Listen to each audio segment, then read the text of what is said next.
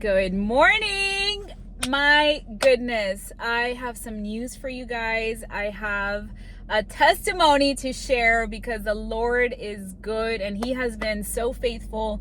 And I really want to just put this out there because I want to give him all glory, all praise for every single thing that he has been doing in my life.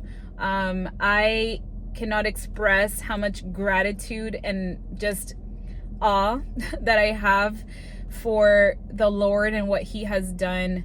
As you all know, before I get into today's video, which by the way, you don't want to miss this video because this is going to be for you. If you feel like God doesn't look at me, God doesn't care about me, how could he pay attention to little old me? This is going to be a great video for you. Okay, so just give me 1 minute to testify because the Lord is doing his thing. Today is officially my last day working for someone. I'm so excited.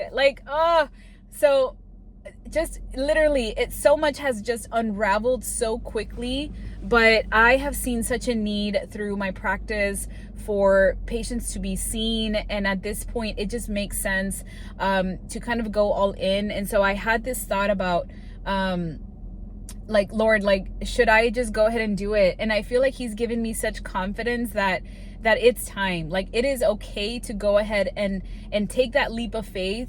And I told my husband yesterday, isn't it crazy how this happens so quickly? And I just want to encourage anybody that feels like they have to push their way through. When it's the Lord's time, he just parts the waters. He parts the waters and he makes it so easy for you to just walk through that. It's amazing. Like, he is so good. I was listening to the song right now, The Story I'll Tell. If you haven't listened to that song, that is like my song to the Lord. Like, that song means so much to me because I have been singing that like so often during like literally this whole year.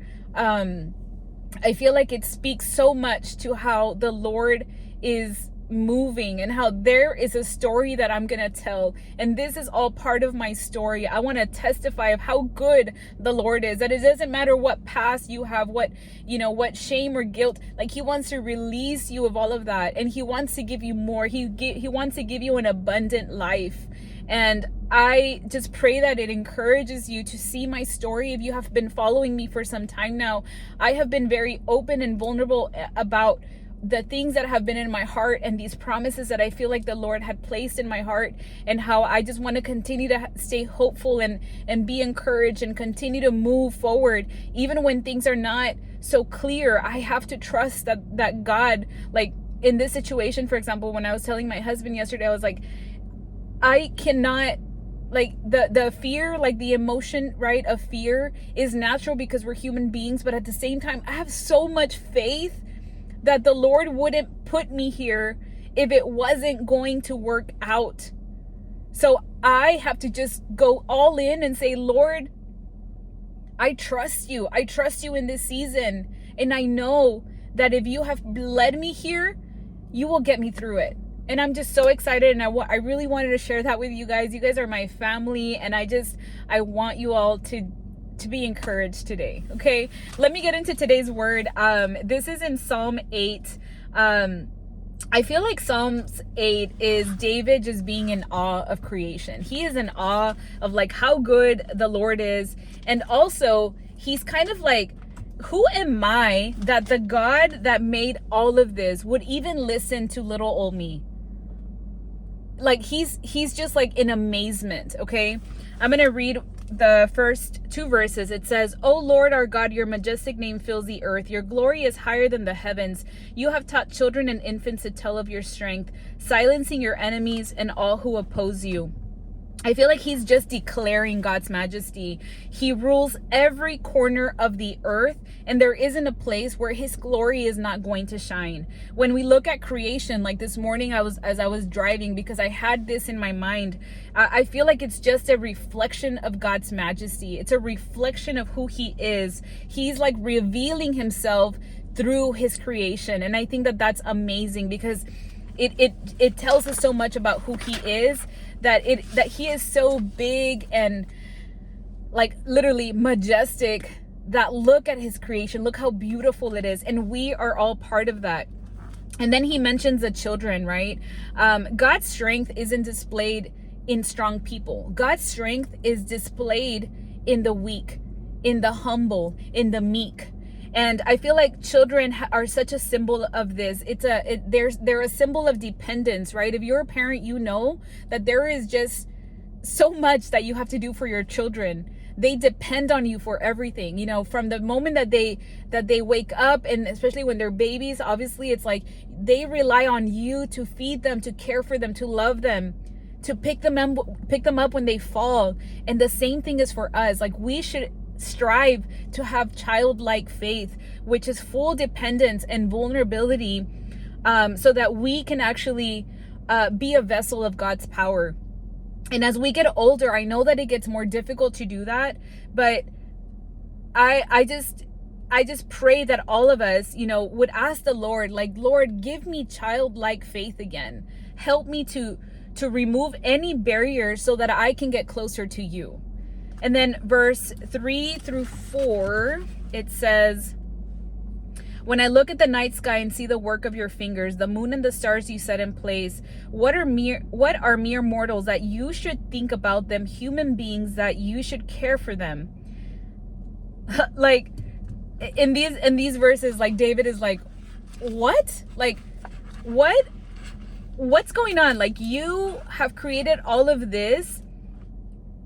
Like, we are so small, and yet you care about us? Yet you love me? You listen to my prayers? You hear me? You care about the thing that happened yesterday at work?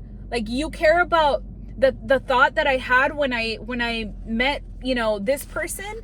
Like, he cares about every single thing. He cares about every situation, every feeling that you have, everything. Like, even though his creation is so vast and great, he still cares about you.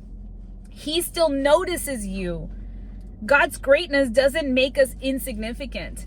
It should be even more amazing because of how valuable we are to him, that he still cares about you despite how great all of the things that he has created are. And then verse 5-8 says, yet you made them only a little lower than God and crowned them with glory and honor. You gave them charge of everything you made, putting all things under their authority, the flocks and the herds and all the wild animals, the birds in the sky, the fish in the sea, and everything that swims the ocean currents. And I want to park there for a little bit, because he says a little, you know, lower than God, which means that he has made us heavenly beings. He has made us divine. We reflect God's image. And so I want to say this to you today, because I know there's somebody out there that feels like the Lord doesn't care about me. Like, this is great for you, but not for me. I just want to tell you that you are not random. You are not worthless. You were created with divine purpose. You were created in his image, and there is more for you out there. And when David says that we're crowned with glory and honor, you know, humans are not just surviving. We have been crowned. We have been given authority. God has given us, every one of us, worth and dignity and purpose. I don't care what anybody else says, but your identity is not defined by your past, by your mistake, or by someone's opinions about you. What matters is who God created you to be and what he believes that you are. God has crowned you with value. And then it says, in charge of everything you made.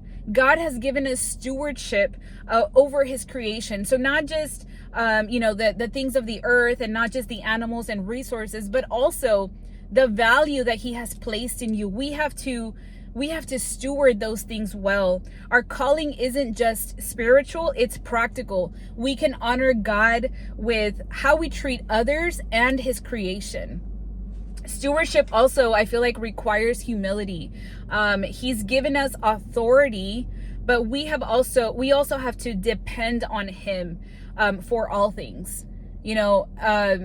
I truly feel, and it's been like my daily prayer, like, God, don't let me get so prideful, so self-reliant. Like, Lord, keep me humble because I need you. I know that I would not do any of this if it had just been Flor. Like, I don't have all this creative stuff in me. Like, it's because of him that I'm able to. It's because of him that these opportunities have opened. It's because of him that I feel confident in who I am, because I know he created me, because I know that he lives in me.